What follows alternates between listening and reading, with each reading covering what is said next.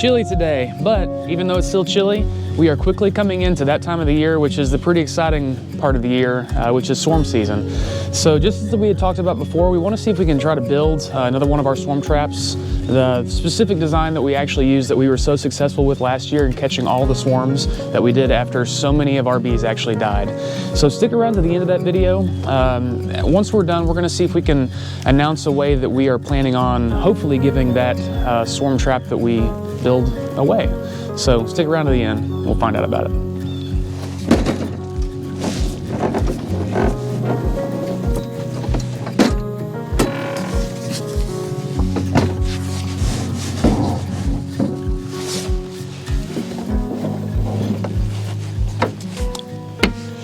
Yeah, this is pretty exciting. This is going to be a massive life upgrade that we no longer have to use a daggum circular saw just to get things done. Now, everything that we do, the boxes that I built last year were done just using a standard circular saw, so you can do that. The better thing maybe if you don't have a table saw would probably be to use a track saw, so you can kind of make straighter cuts, and it's a little bit quicker going that way, but this will make my life a whole lot easier, which is always pretty nice.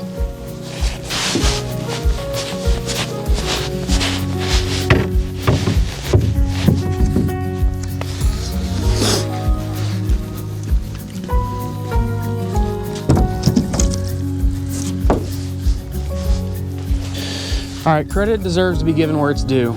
So this is actually not our design. This is a design that we got from a website called horizontalhive.com. And it's a really good website doing things that are not so traditional as far as the American standard, doing things a little bit more of a hands-off approach, which I think is actually a little bit more sustainable and a little bit cheaper. So I would kind of recommend going that way, or if I can ever get to the point where I'm good enough at beekeeping to actually make recommendations, it would be nice if we could all kind of move towards this direction.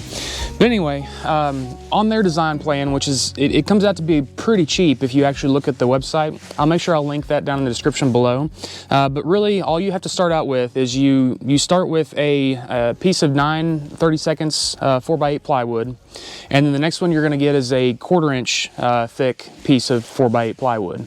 And on top of that, the only last thing you need, which really last year when I did these things, I didn't have a table saw, so the other thing that you would need is a 2x4 by 8 feet long, and you should be able to make I think like 4 to 5 boxes just with those 3 pieces of material, or rather those 3 main pieces of material. Obviously you want the glue, you also want some brad nails as well, but it's a really efficient way to kind of build these boxes, and that's what we're going to start with. So the first thing we need to do, and I'll post pictures and stuff on this video here, and the first thing that we need to do is actually cut the 19 30-seconds board into sheets.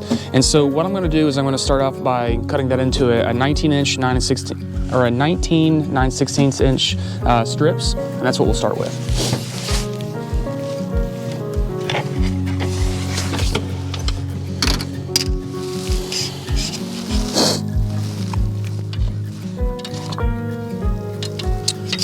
And 9/16.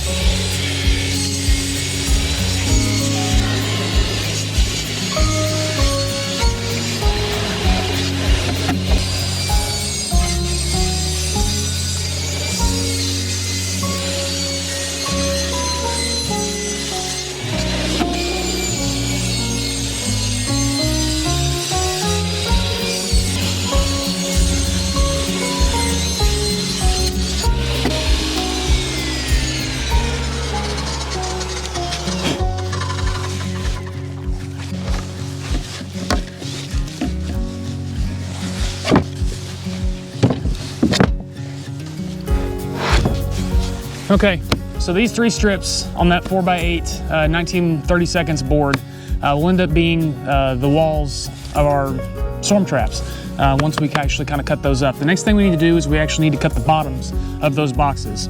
So for that, we're gonna actually need to cut them into 18 3/8 inches strips. And so those will serve as the bottoms. So let's go ahead and get that done with what we have left of that 19-30 seconds.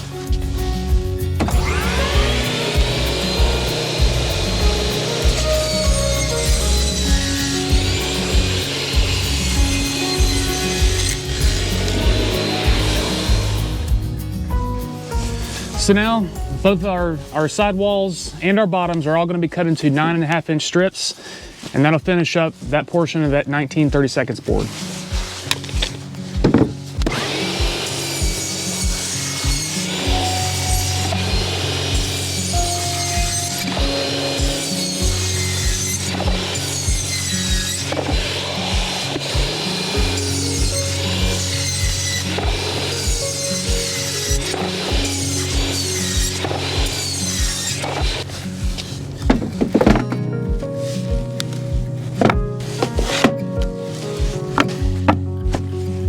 Bottoms.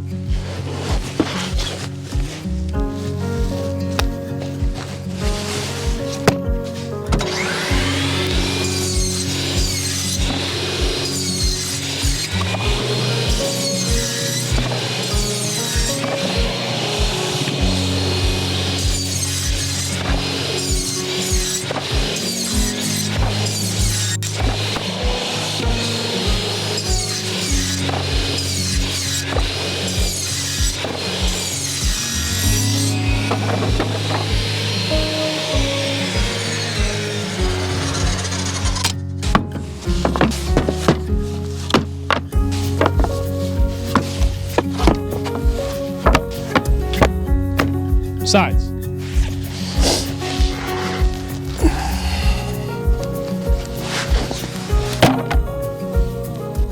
So that next 1/4 inch sheet of 4x8 is a little bit more complicated with the cuts that I have to do on that one. It's not quite as fast. What I have to do is I have to cut a strip long ways that's 5 17/30 seconds. That strip needs to be 5 17/30 seconds inches wide. So let's go ahead and get that started.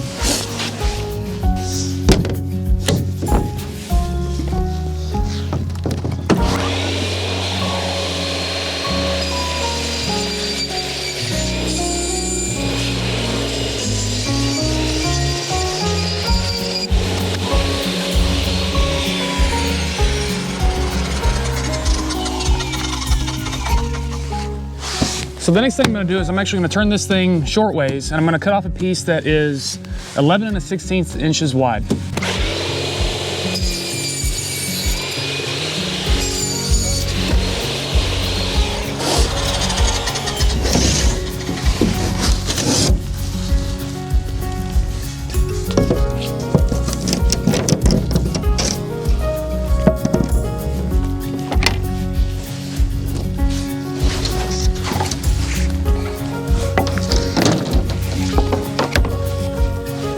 Wind.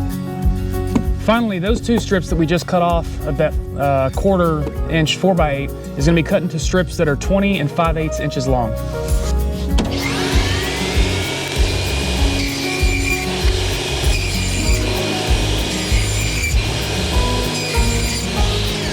On that long one, you should have just a little bit left over.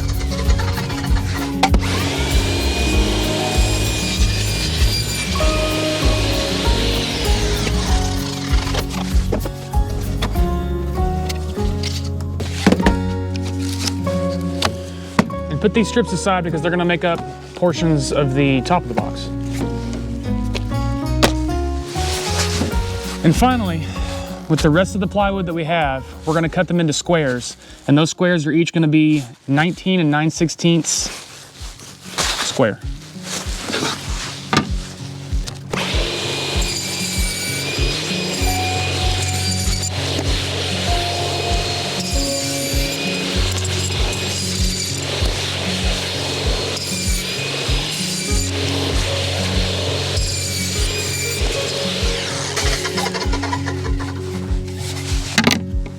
And this piece that you have left over, unfortunately, is just a waste.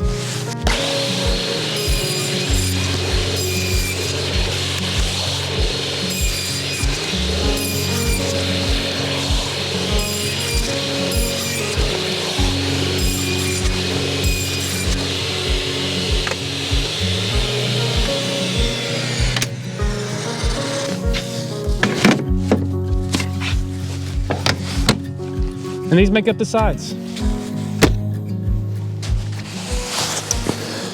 The last piece of wood you have is your 2x4. That 2x4 needs to be cut into one strip that is 19 and 11/16 inches long.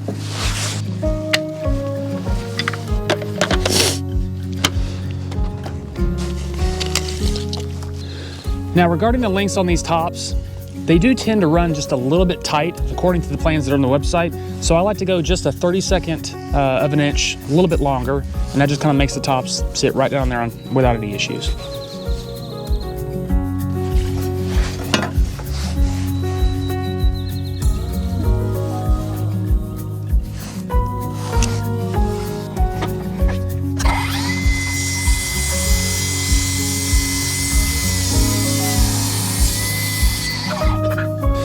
That last bit of 2x4, it's going to be 11 and 1/16 inches long. Again, give it just like a 32nd of an inch, and it'll fit just fine.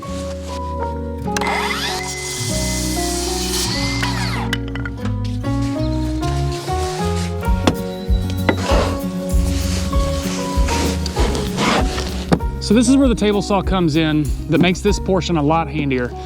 It's really difficult to cut 2x4s in strips like this, because what I need to do is I actually need to cut them down to, according to the plans, 15 32 inches wide, and I need to cut those like 6 of those things. And last year when I was doing this, it was like impossible to do that without a table saw. So what I did was I just went to Home Depot and actually bought a piece of 4x8. They make pre-cut strips that you can get, but they're 15 32 inches wide. So just go ahead and do that, and then cut them to the length that you need. If you don't have a table saw, it's much easier and a lot safer.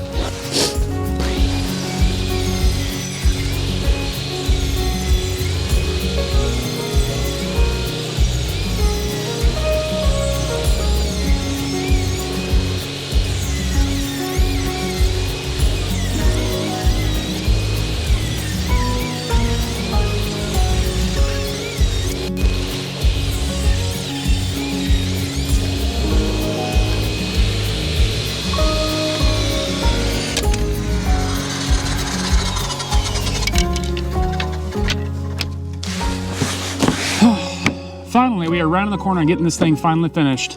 After all these cuts are done, the whole thing just flies together really quick. So we're on the downhill slope here. So the next thing we have to do is we actually have to cut a rabbet. We have to cut a rabbet in the front and rear sidewall boards of these boxes. And what that does is it actually makes room for us to insert the frames into the box, and they kind of sit on a little ledge there. So what we're gonna do is we're gonna cut a rabbet that's 3/8 inches down this way, and then it's gonna be 7/16 inches this way. And what I'm gonna do is I'm actually gonna give it just a little bit more space. So maybe a 1/16 over 3/8, and instead of 7/16, I'm gonna go 8/16 here. And the reason why is it's kind of a pain in the butt just getting those frames to actually sit down in there just right.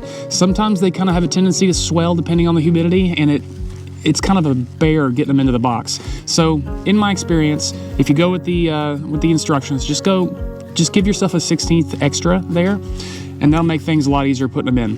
Now the next thing is that last year whenever I built these boxes, again, I didn't have a table saw. The nice thing is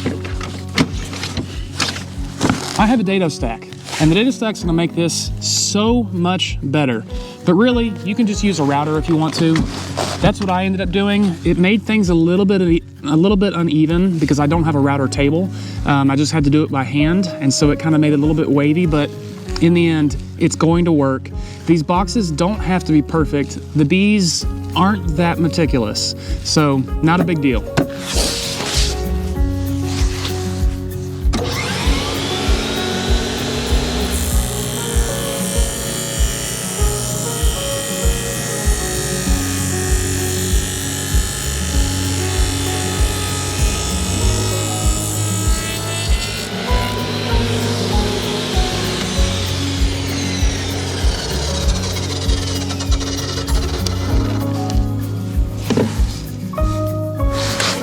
That is so much easier.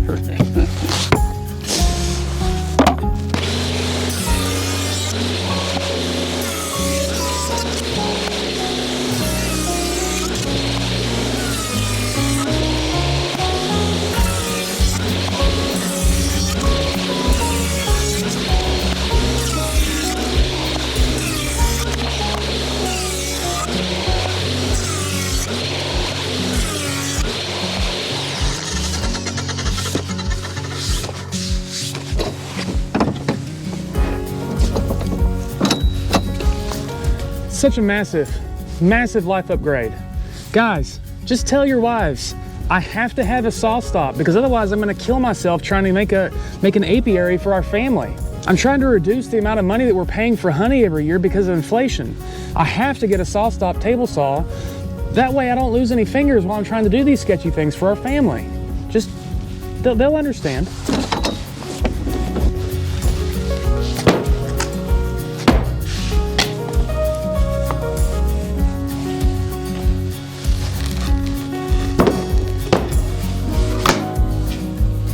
All right, so the next thing we gotta do is we actually gotta put these things together.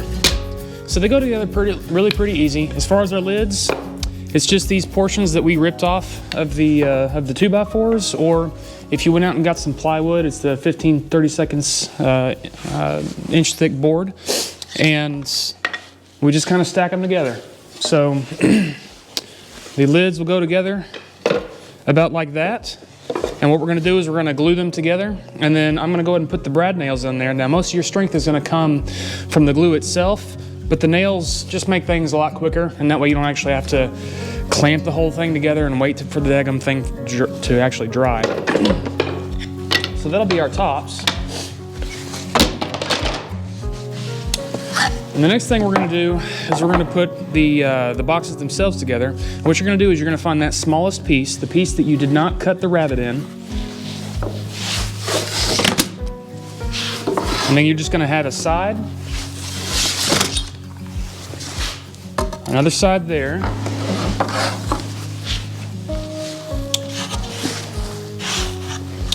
And then your rabbet pieces are gonna be like this.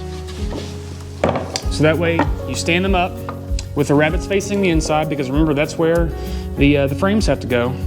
And then your side panels will just get put on the side of that just like that. And that's how we do it. So let's get that done.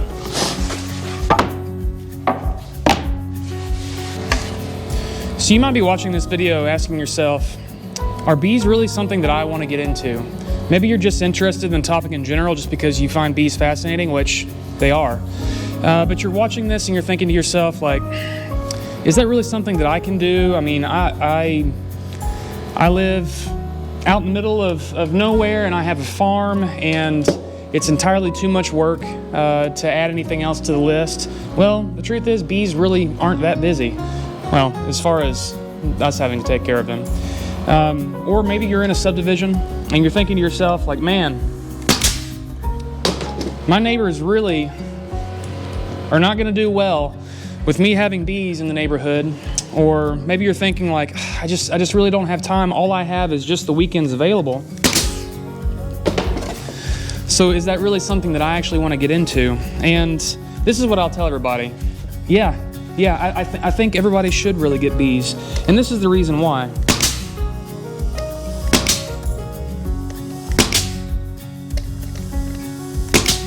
One, bees are fascinating. It is really something, because I'll say that before we moved out here and before we got into keeping bees, I really didn't pay a whole lot of attention to the seasons at all. I didn't really, I mean, obviously I know winter, summer, spring, all those kind of things, but biblically, you know, it talks about how for everything there's a season. And I thought I understood that in a sense, but never in nature had I actually really ever seen that.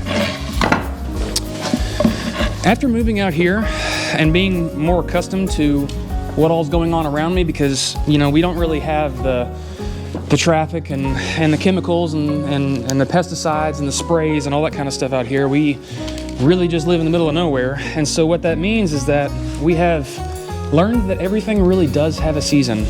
All the different bugs have seasons. We have ladybug season and millipede season. We have seasons for everything. But more specifically, since we have bees, I actually pay attention to the fact that there are actually different seasons for flowers. It's actually really incredible, because when one flower comes up, it will come up for as long as it needs to be. The bees will, you know, be all over that flower, and then that flower will die. And just the moment that that flower dies, the next one sprouts right up. And it is a wild thing. And it happens from early spring all the way really kind of into the fall before we actually start really losing a lot of the flowers around here. And it sounds silly, but it's never really something that I actually paid such close attention to before I had bees, because now, I mean, I'm interested to see what kind of flowers there are, because I need to know, you know, when the bees are done collecting nectar, so that I can actually harvest the honey.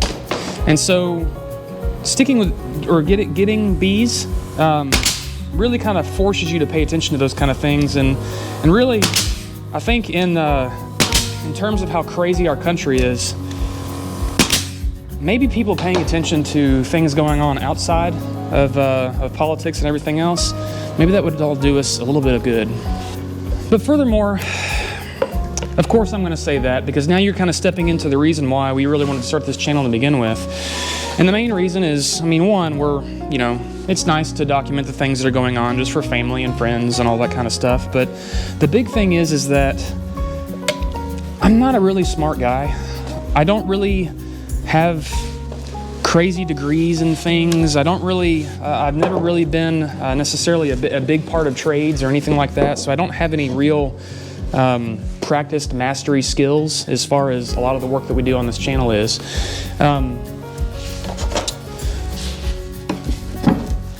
But with that being said, as I am not the smartest guy in the world, I can kind of do these things. And yeah, it might take me a little bit longer than someone who is a professional at doing this. And yeah, it might be a little bit of a learning curve on occasion, as we do tend to screw some things up and have to find solutions for that. But all the while we're doing that, we're doing our best to be as completely independent as we possibly can.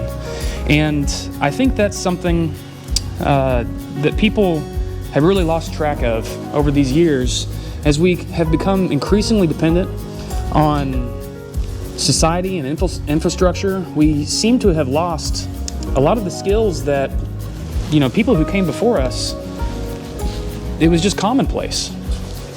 If you think about it, the people who first came to this country, well, from England anyway, obviously there were already people here, but those who came here, really it's not like those were, outside of those who actually founded the country, it's not like those were extremely educated individuals in a sense that, yeah, they knew math, and yeah, they probably knew literature, but they certainly weren't masters at building homes and homesteading. They had just gotten tired of the King of England at that time, and they decided, like, well, anything is better than this, so I'm just going to move out to the middle of nowhere, and I'm just going to do my own thing and be completely independent. And those people built houses, and sure, some of them died, but granted, we have a whole lot more infrastructure today that, you know, if those people were able to make it in a world without any infrastructure whatsoever, then, well, dang, like, I can do these things with equipment, because, you know, we have that available now. And the whole point of this channel is that me not being the smartest guy in the world, just having a little bit of common sense, and I'll say being blessed with moderate wisdom, if I can do it, anybody else can. And that's really my hope for this channel. I really hope that people can watch this, and maybe if not be masters at anything, maybe just a jack of all trades.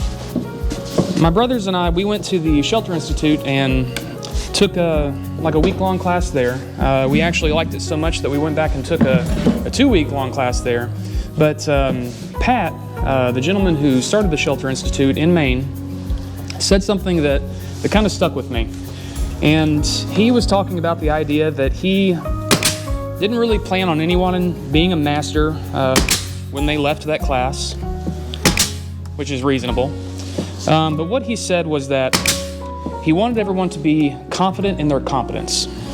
And really what that boils down to in my mind is the idea that, yeah, I don't know everything, but technology has come to the point now to where most information is really just at our fingertips.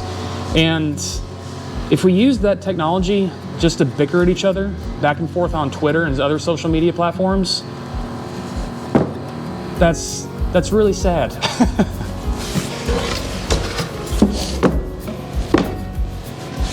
How about instead we just use a little bit of our time to do some research, figure out some real life skills that might actually benefit us in what may be some difficult times to come. We become more independent. We rely upon each other on an individual basis instead of just online. And maybe then we can all be stronger together. And so then you say to yourself, that's all great. What does that have to do with getting bees? Well, bees are easy. If you're going to get into any sort of livestock or producing anything, maybe not as easy as just putting some seeds in the ground and letting them grow. But if you're going to be keeping anything that actually produces a product of some sort, bees are a good place to start. Now granted, in this country, we tend to do a whole lot extra with bees. I mean, you can go as far as spraying them and all kinds of stuff with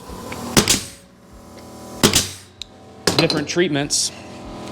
But then again, bees have been doing their bee thing for a whole lot longer than what I've been interested in them.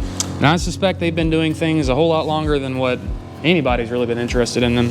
And I'll say that even after we stop doing anything with bees, they'll keep doing their bee thing without us. And for everybody who lives in a subdivision where they're worried about, oh, well, I don't have a whole lot of space for them. Well, I mean, if you live in the city, put them on your roof. They really don't bother anybody. If you live in the middle of the subdivision, over at my parents', where they have about an acre of land, there's a field right behind them. And we actually put one of our swarm traps out there every year. And that is actually one of our best locations for catching these swarms. We usually catch between 2, 3, or 4 per year over there. And it's always done really well. And the whole time that those bees are there, which they're usually there for about a week, because once we put the trap out and once we catch a swarm, we let them kind of set up shop for about a week before we take them to their forever home. But for that entire week, they don't bother anybody. Everybody still mows the grass. The neighbors have no idea that there is a hive of bees just next door. There's no reason not to do bees. Now granted, there are those people who have allergies, and for those people, I totally understand. It might be pretty difficult, but my wife also is allergic to bees, and we have honeybees. So what happens is that, well, she enjoys the honey and helps make labels for the stuff that we are able to sell, and I'm the one who messes with the bees. So that way she just doesn't get stung. But then again, I guess that's kind of the way things work, right? In the Bible, it says that there are different members of the body, but are all of one body. And so therefore, if anyone in your family has allergies to bees, then just have someone else in the family take care of the bees. And in the end, the family that relies upon another is the family that stays together.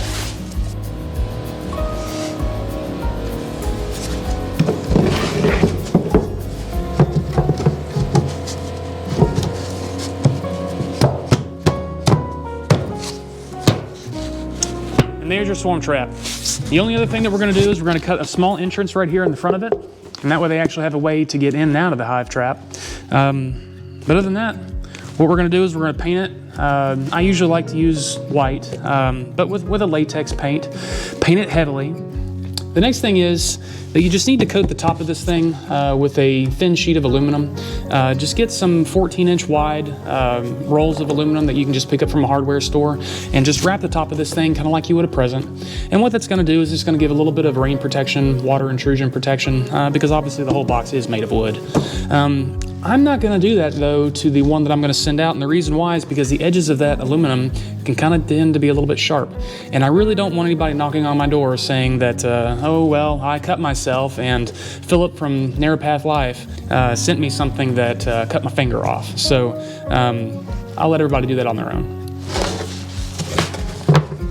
So the next natural question you're going to ask is like, well, okay, if this is a trap for a honeybee swarm, then how do you bait it? Well, the truth is this really isn't actually a trap. All we're doing is we're actually just making a suitable apartment situation for the wandering hive of bees who's looking for a new home. If we can make this little box here as appetizing as we possibly can, well, they'll just fly right in the entrance of this thing all by themselves. We don't trap them at all. What we're going to do is we're going to let them fly in. We're going to let them establish the idea that this is a very nice little apartment situation to live in, and after about a week, that's when we're actually going to transfer them back to our house in the middle of nowhere. So that's kind of the plan. So how we're going to kind of go about making this a reasonably suitable apartment situation for these bees, or making them think as such, is the first thing we're going to do is we're actually going to start with some propolis. Now, propolis is the sticky, glue-like, antifungal, antimicrobial substance that they use to actually just kind of stick their hives together. But anyway, what I'm going to do is I'm going to try to make this box smell like a beehive. And a beehive smells like propolis. Now, it does have a strong smell. It's not an unpleasant smell.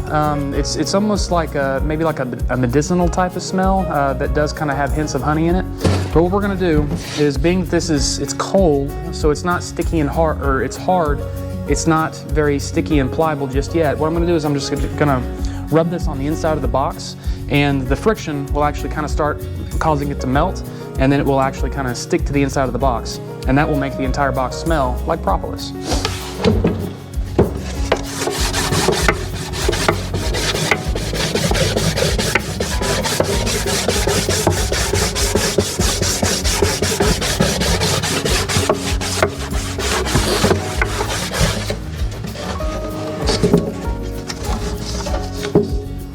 All right, so hopefully that's something you can actually see in there, and it literally just looks like I've colored on the inside of the box with a light yellow crayon, but that's what I'm going to do to every side inside the box.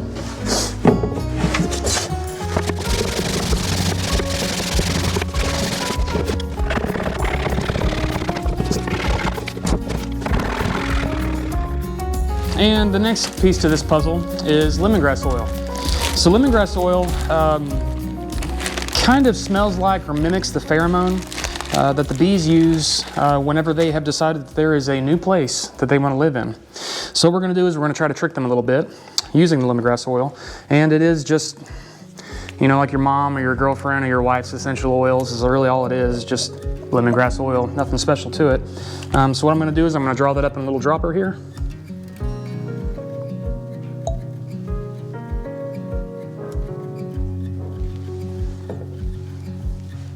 And then what I have here is these tiny little vials. And what these are is these are kind of like a slow release type of vial that I'm going to kind of shoot this lemongrass oil into.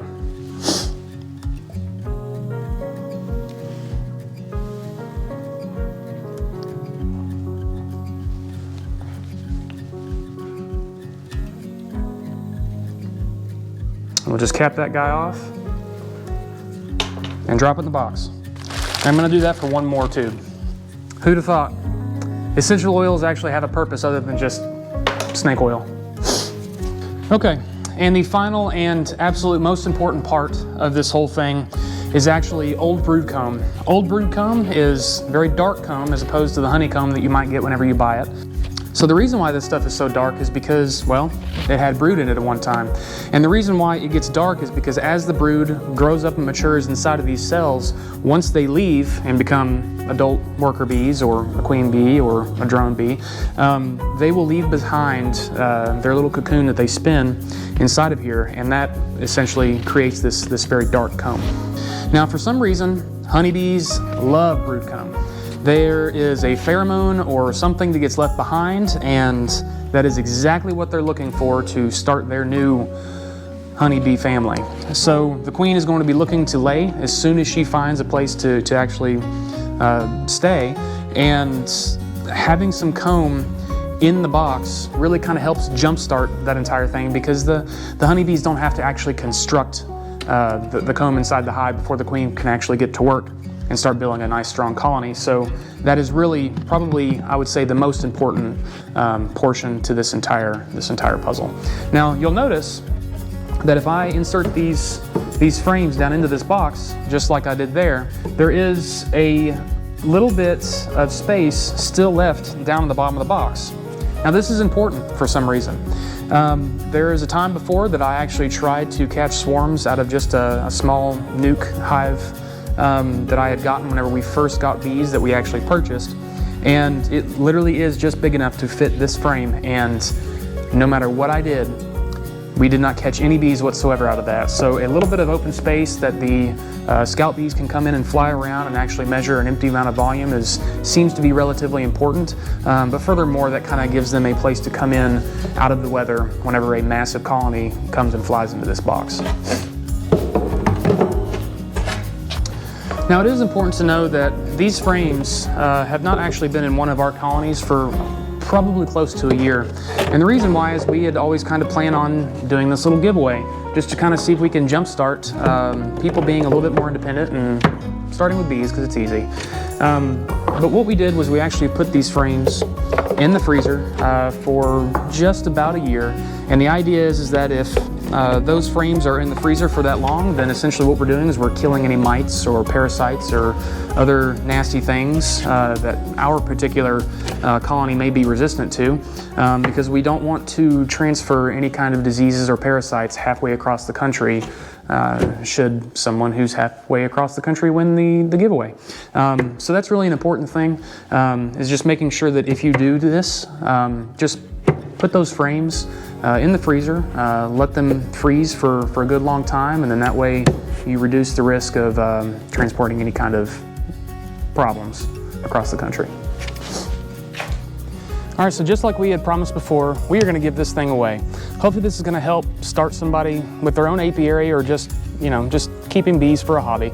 So that'll be really good for somebody. The nice thing is that we're going to include the brood comb, just as promised, because that's really the biggest hardship that you're going to face if you're actually trying to catch your own bees, is actually getting your own brood comb, because that for some reason is really important to the bees. So this is what the requirements are going to be. One, you have to live in the United States. We just can't afford to ship it all throughout the world because this thing weighs probably 20, 30 pounds. The next thing we need you to be is a subscriber to our channel. And what we want you to do is we want you to just comment on this video and just state that you're actually interested in this giveaway. If you want to leave us comments and you're not interested in the giveaway, that's great. Just don't mention this giveaway. So what we're going to do is we're going to run this giveaway for 2 weeks. After about 2 weeks, what we're going to do is we're going to close down the giveaway. We're going to do a random drawing for everybody who meets that criteria. What we're going to do is we're going to reach out to you through the comment that you left and try to get your details. We'll try to see if we can arrange shipping, and shipping's going to be on us. So you don't have to worry about paying for that. If we aren't able to get a hold of you, we'll give it about a week. After that week, we're going to do the drawing once again and move on to the next subscriber. And so hopefully this will really help somebody out. Again, we're really pushing for everybody to gain a little bit of independence here, and we think that this is going to be a really good step because bees are easy. Bees are really easy. They don't require a whole lot of effort if you're not really interested in putting in that effort. So hope that works out for everybody.